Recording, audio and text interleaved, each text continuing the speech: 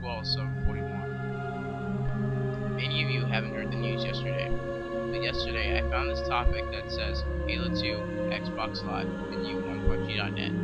Microsoft announced today that Xbox Live support for original Xbox games will be discontinued on April 15, 2010. Halo 2 fans, take note, you have 10 weeks left to play multiplayer games over Xbox Live before the service will be discontinued. Microsoft announced today that as of April 15th, they will no longer be supporting the original Xbox console or software on Xbox Live. This also applies to original games being played on an Xbox 360. After hearing this news yesterday, I was not angry, yet surprised and sad.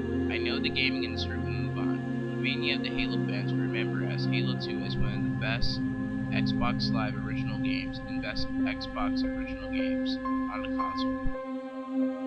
Many knew that this was inevitable, but I never knew this would happen so soon. I never knew that this great era would come to an end this year.